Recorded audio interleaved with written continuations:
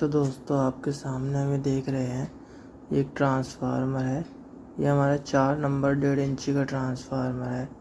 इस ट्रांसफार्मर में हमारा क्या है, ये हमारा ट्रांसफार्मर जो बना हुआ था वो 12 का बना हुआ था। तो यहाँ पे हमारे सिर्फ क्या कहते हैं 12 वोल्ट का ही हमें मिल रही थी। हमें इसमें ज़्यादा वोल्टेज चाहिए थी, तो इसलिए हम क्या कर रहे हैं, इसकी सेकेंडरी की वायरिंग का सेकेंडरी की जो वाइंडिंग है उसको हम दोबारा करेंगे। तो इसके लिए हम सबसे पहले अपने ट्रांसफार्मर को इन पत्तियों को निकाल लेंगे। या हम क्या कहते हैं अपनी आई को, ई और आई ट्रांसफार्मर है ये हमारी जापानी C6 की कोर लगी हुई है इसके अंदर। हम इसको निकाल रहे हैं। इस पीस को खोलने के बाद हम क्या करेंगे, इसके अंदर से जो हमारी वायरिंग है, वो जो हमारी क्या कहते हैं वाइंडिंग है, उस वाइंडिंग के टेपिंग को निकालने के बाद अब ये देखिए हमने इसकी पत्तियां निकाल ली हैं। पत्तियां निकालने के बाद हम क्या करेंगे, इसका पेपर हटाएंगे। हमने इसमें से पत्तियों को खाली कर दिया है। पत्तियां खाली करने के बाद हम इसकी वाइंडिंग से जो हमारी ये सेकेंडरी वायरिंग जो वाइंडिंग निकलेगी, जो ऊपर की तरफ निकलेगी, तो हम इसकी पेपर हटाएंगे। और ये इसमें से हम ये देखिए ये हमारा इसके अंदर 17 नंबर तार लगा हुआ है सेकेंडरी वायरिंग के अंदर, वाइंडिंग के अंदर। तो 17 नंबर गेज लगा हुआ है। ये हमारा जो ट्रांसफार्मर है ये पहले 12 का बना हुआ था, जिससे हमारी वोल्टेज हमें कम लग रही थी। लेकिन हमारे को जो ट्रांसफार्मर चाहिए था वो 30 या 31 का ट्रांसफार्मर, कि हमें मतलब 30 वोल्ट से ऊपर लगभग 31-32 वोल्ट चाहिए थी। तो इसीलिए हम इसकी सेकेंडरी की वाइंडिंग को निकालेंगे। सेकेंडरी वाइंडिंग को निकाल के इसमें हम दोबारा से वाइंडिंग करेंगे।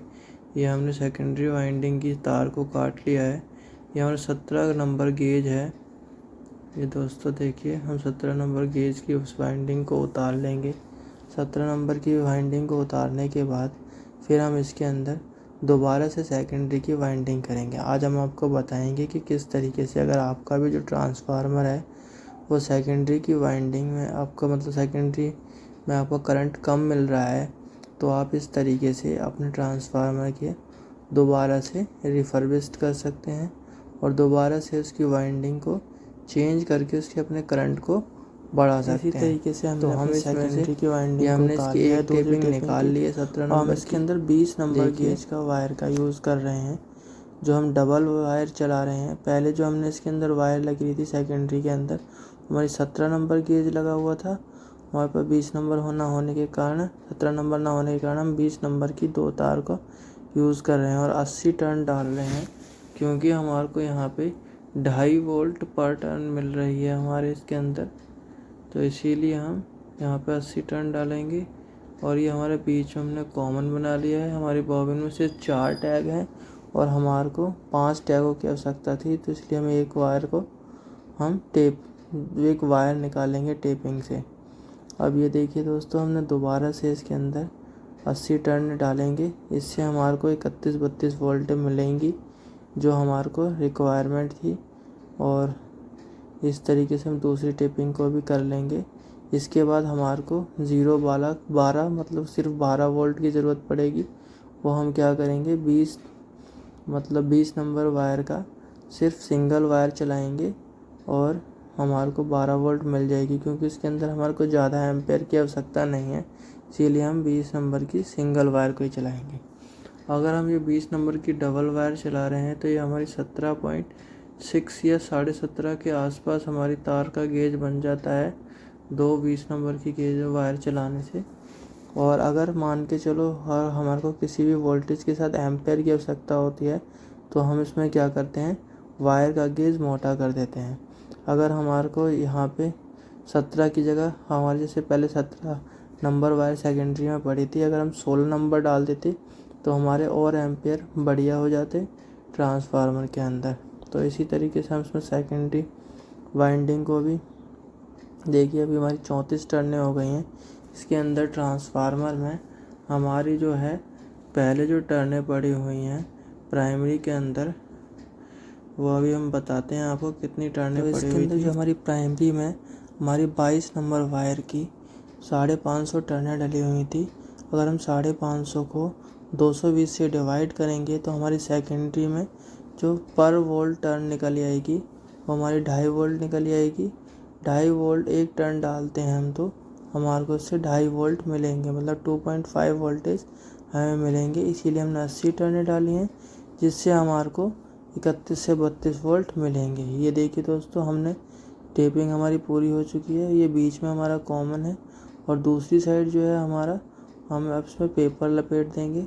इसके बाद सिर्फ 20 नंबर वायर का 12 वोल्ट के लिए हम सिंगल वायर चलाएंगे और सिर्फ 12 वोल्ट के लिए हम 33 टर्नें डालेंगे, जिससे हमारी 12 वोल्ट मिल जाएगी हमारे को।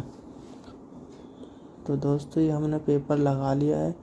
पेपर को अच्छी क्वालिटी का पेपर यूज़ करेंगे और क्या कहते हैं, अच्छी तरीके से टाइट कर लेंगे। अब ये देखिए, 20 नंबर गेज की हम यहाँ पे 33 टर्नें डालने वाले हैं, 33, जिससे हमारे को लगभग 12 से 13 वोल्ट हमारे को ट्रांसफार्मर में मिल जाएगा। तो चलिए दोस्तों, अब ये देखिए, आपको मशीन पे दिखाते हैं कि हम यहाँ पे कितनी टर्नें 12 वोल्ट के लिए टेपिंग निकालते हैं। अब यहाँ पे हमारे को एक जो हमारा टैग है बॉबिन के अंदर कम पड़ रहा है। यहाँ हमारी 4 टैग की बॉबिन है, लेकिन हमारे को 5 टैग की रिक्वायरमेंट थी।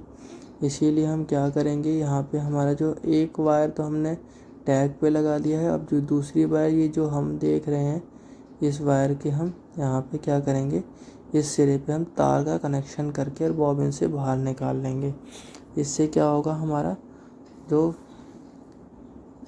12 वोल्ट की जो टैग की आवश्यकता नहीं पड़ेगी और सीधा हम वायर यहाँ से निकाल के और ऊपर पेपर लगा देंगे। तो दोस्तों चलिए, हम इसमें पेपर लगा देंगे और वायरिंग को भी हम कर लेंगे। अभी आपके सामने दिखाते हैं। सबसे पहले हम यहाँ पे इसमें ई शोल लगाएंगे।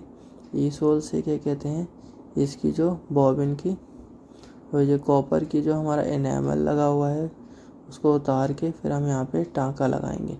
ये देखिए, ये हमारा 7 नंबर का पेपर है दोस्तों। 7 नंबर का पेपर हम इसमें यूज़ कर रहे हैं ट्रांसफार्मर में लगाने के लिए।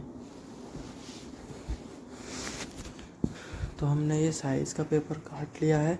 अब साइज़ का पेपर काटने के बाद हम यहाँ पे क्या करेंगे, यहाँ पे हम अभी पहले इसमें ई सोल से इसकी कॉपर का परत उतार के, जो हम ब्राउन कलर की जो परत चढ़ी होती है, इस पर हम टाँके लगा लेंगे। फिर ये ऊपर से पेपर लगाएंगे दोस्तों। तो अब हमने पेपर को काट के रख दिया है।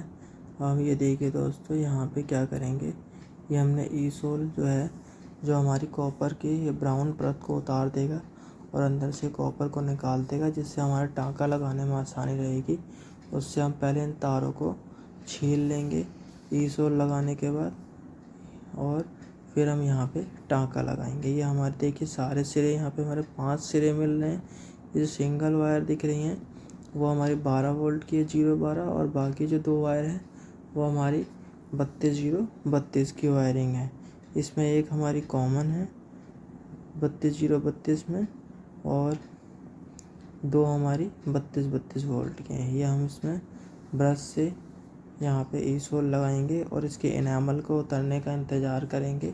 ई सोल लगाने के बाद आपको थोड़ा सा 2 से 4 मिनट का वेट करना पड़ेगा, उसके बाद ही इस कॉपर का एनामल उतर पाएगा। आप अगर तुरंत ई सोल को हटा देंगे कपड़े से तो हमारा एनामल नहीं उतरेगा। तो इस चीज़ का ध्यान रखें, कभी भी ई सोल लगाने के बाद अपनी वायर को 2 से 4 मिनट तक छोड़ दें। और 2 से 4 मिनट का, ये देखिए आप देख रहे हैं, 2 से 4 मिनट छोड़ने के बाद ये हमारा कॉपर है कि जो परत है ऊपर ब्राउन, जो वो हमारा उतरना लग गया है। अब ये हमारा उतरने के बाद इसको थोड़ी देर बाद हम कपड़े से पोंछ देंगे और हमारा कॉपर अंदर से दिखाई देने लगेगा, और इसके बाद हम टाँके लगा देंगे और हमारा जो 12 वोल्ट की जो एक वायर एक्स्ट्रा हो रही है उसकी हम एक तार निकाल के बॉबिन से बाहर कर देंगे और उसके बाद हम इसमें पेपर लगा देंगे। तो दोस्तों देखिए हमने क्या किया है,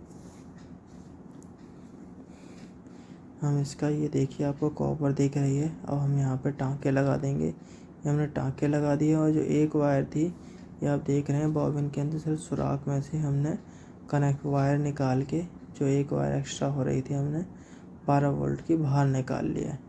और हमने इसके ऊपर वो पेपर लगा देंगे दोस्तों। पेपर लगाने के बाद बॉबिन में से इस पीस को बाहर निकालेंगे और फिर हम इसमें ई और आई को दोबारा से ठोक देंगे। तो ये देखिए दोस्तों, हम पेपर को लगा रहे हैं। पेपर को टाइट रखें, जितना पेपर को आप टाइट रखेंगे और तार की वाइंडिंग को भी आप टाइट रखें, तभी आपके क्या कहते हैं, नहीं तो आपका ट्रांसफार्मर वाइब्रेशन करेगा। इसीलिए हमेशा ये ध्यान रखें, जो वाइंडिंग करे वो भी टाइट कर रखें और पेपर को भी हमेशा टाइट कर ही लपेटें। और अच्छी तरीके से इसमें टेप का यूज़ करें। टेपिंग करने के बाद दोस्तों इसको आप क्या कहते हैं, लकड़ी के इस गुटके में से हम बाहर निकालेंगे। अच्छी तरीके से टेपिंग करने के बाद ये सही से हम इसको बॉबिन में टेप, लंबी लंबी टेप लगाएं, ताकि आपकी ये, अब इसने बॉबिन को निकाल लिया है। बॉबिन बाहर निकालने के बाद और इसमें से हम ई और आई को दोबारा से पीस के अंदर भरेंगे और एक बार हम इसको ठोक लेंगे, ताकि अगर हमारी जो तार बाहर, अगर बॉबिन से हल्की सी बाहर आ रही होगी तो वो हमारी तार क्या कहते हैं, सेट हो जाएगी और जो हमारी तार लूज़ हो रही होगी वो भी हमारी टाइट हो जाएगी। इस तरीके से हमारा पूरा पीस है ट्रांसफार्मर का वो पूरी तरीके से टाइट हो जाएगा दोस्तों। अब ये देखिए, अब हम इसके अंदर ई और आई को डाल के देख रहे हैं, तो हमारा यहाँ देखिए कोई भी तार में हमारी ई नहीं लग रही है। मतलब हमारा जो बॉबिन से हमारे जो तार हैं बिल्कुल अंदर हैं और हमारे क्या कहते हैं, किसी भी तरीके से वाइंडिंग शॉर्ट होने का ख़तरा नहीं रहेगा। अगर हमारी कॉपर की वायर जो है बाहर निकलेगी तो हमारी ई से हमारी इसमें कट लग सकता है और वाइंडिंग शॉर्ट हो सकती है।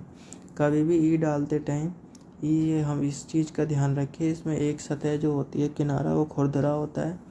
जो खुरदरा वाला पार्ट है वो अपनी तरफ ऊपर की साइड रखें और इस तरीके से ई और आई भरते टाइम एक साइड, जब आपका ट्रांसफार्मर बीच में मतलब लगभग 60% पूरा हो जाए तो एक साइड में आप 3 पत्ती या 2 पत्तियाँ इकट्ठी डाल दें, ताकि उससे आपको बाद में पीस टाइट करने में आसानी रहे। तो बाद वहाँ पे आपको एक्स्ट्रा पत्तियाँ लगानी होती हैं। तो दोस्तों इस चीज़ का ध्यान रखें कि जब भी आपका पीस आपसे ई आई भर रहे हैं और आपका पीस 60 से 70% भर चुका हो, तो वहाँ पे इकट्ठी 2 या 3 पत्तियाँ डालें, जिसके थ्रू आप जो वहाँ पे आप पीस को अपने बॉबिन को में कोर को टाइट कर सकें। तो ये देखिए, और खुरदरा पार्ट हमेशा ई का अपने ऊपर की तरफ रखें, हमेशा नीचे की तरफ ना डालें हमेशा। तो ये हम इस पीस को भर रहे हैं। हम इसको पीस की सारी ई को डालने के बाद यहाँ पे हम आई ओ को डालेंगे। आई से हमारा इस पीस को पूरी तरीके से टाइट करेंगे। अब हमारा ये हमने ई डाल ली है, अब हम यहाँ इसमें आई डाल लेंगे और पीस को हमने ठोकने के बाद ये देखिए दोस्तों, अभी जहाँ पे हमने इकट्ठी 3 पत्तियाँ डाली थी वहाँ पे हम और पत्तियाँ 3 को, जो बची हुई हमारी ई है, पीस को टाइट करने के लिए वहीं पे और फंसाएंगे। तो दोस्तों अब यहाँ पे जो देखिए पेचकस, हम यहाँ पे देखिए ये हमारी जहाँ पे 3 ई डली हुई थी, हमने एक साथ इकट्ठी 3 ई डाली थी, वहाँ पे हम क्या करेंगे, पेचकस लगा के हमारे पास जो बची हुई ई हैं वहाँ पे पीस को टाइट करने के लिए एक ही जगह पे 6-7 हमारी ई यहाँ पे हो जाएंगी और इस तरीके से हमारा जो पीस है वो टाइट हो जाएगा और हमारा ट्रांसफार्मर में हमिंग नहीं आएगी, नहीं तो हमारा ट्रांसफार्मर वाइब्रेट करेगा और हूं का साउंड भी हमारा ट्रांसफार्मर नहीं करेगा। अब ये हमारे पास जितनी भी पत्तियाँ इकट्ठी थी, 3-4 जो बची हुई हैं, पीस को टाइट करने के बाद वहीं पे डालेंगे जहाँ पे आपने 2 या 3 पत्ती इकट्ठी डाली थी। इस चीज़ का ध्यान रखें, हमेशा 2 या 3 पत्ती आपका जब पीस 60 से 70% पूरा होने वाला हो वहाँ पे इकट्ठा ज़रूर डालें, नहीं तो इससे आपका ट्रांसफार्मर की जो क्लम्पिंग है वो टाइट नहीं होगी पत्तियों की और आपका ट्रांसफार्मर में हमिंग का साउंड बना रहेगा। तो इस तरीके से हम अपने ई को ठोक लेंगे और इसके बाद हम जितनी भी हमारे पास आइयाँ थी जो हमने इस ट्रांसफार्मर से निकाली थी वो हम पूरी तरीके से इसमें डाल लेंगे और पीस को पूरी तरीके से टाइट कर लेंगे। दोस्तों इस चीज़ का ध्यान रखें कि जब भी आप ई को या फिर ई को ठोक रहे हों तो आपकी ये तार से ना बिल्कुल भी सटे और तार पे आपका कट ना लगे।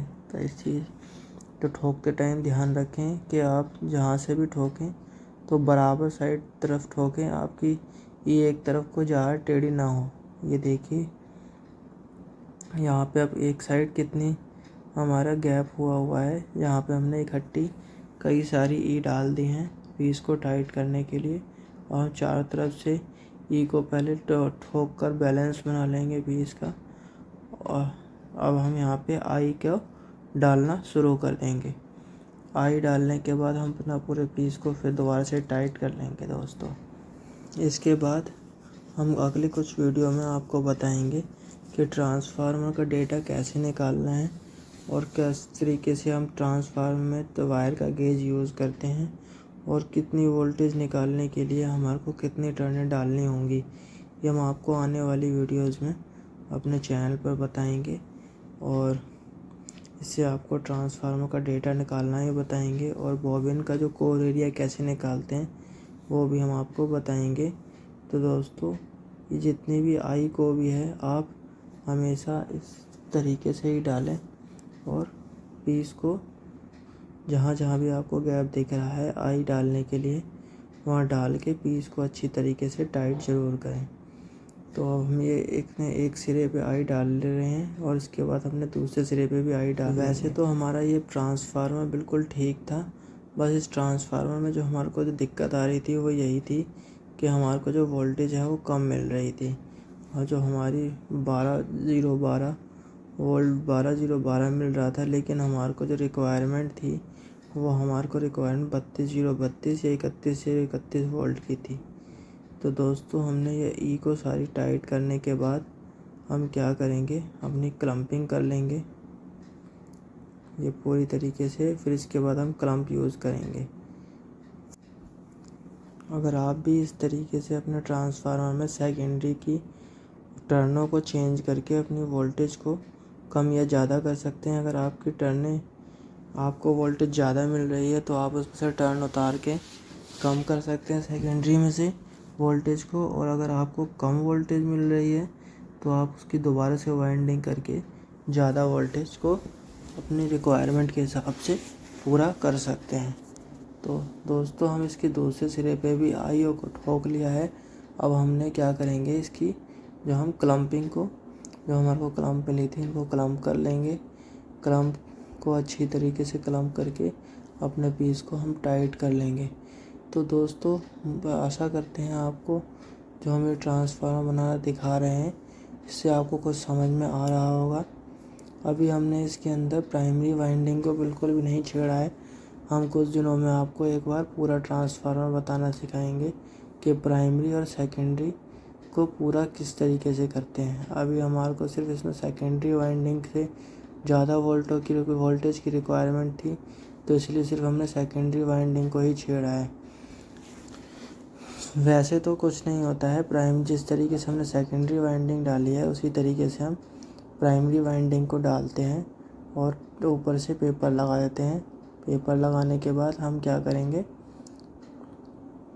अपने पीस उसमें क्या कहते हैं सेकेंडरी वाइंडिंग को स्टार्ट करके उसी तरीके से पेपर लगाते जाते हैं। इसमें हमने क्लम्पिंग को कर लिया है, क्लम्पिंग हमारी होने वाली है और फिर इसके बाद आपको हम अपने पीस को 220 वोल्ट करंट में कनेक्ट करने के बाद इसमें दिखाएंगे कि हमारा ये पीस कितनी वोल्टेज दे रहा है। और जब भी टेपिंग निकालें तो इस तरीके जो आप जैसे हमने ये ब्लू वायर को निकाला है तो ये वायर को अच्छा गेज यूज़ करें ताकि आपकी वोल्टेज में प्रॉपर करंट ताकत एम्पेयर के साथ मिले। अगर आप हल्की वायर यूज़ करते हैं तो वो जल्दी ख़राब हो जाएगी और अंदर से जो तार आ रही है वो मतलब चटक जाएगी। तो इससे क्या कहते हैं आपकी पीवीसी अगर ख़राब होगी तो आपको बाद में ये पीस में दिक्कत आ सकती है। तो इसलिए अच्छी क्वालिटी का वायर यूज़ करें और क्लम्पिंग को भी अच्छी तरीके से अच्छी टाइट करें। इसके बाद ये सारा कुछ करने के बाद पीस को वार्निश में डुबाना ना भूलें, या फिर इसकी वार्निश से आपके ट्रांसफार्मर में हमिंग रुक जाती है और आपका ट्रांसफार्मर बिल्कुल भी वाइब्रेट नहीं करता है।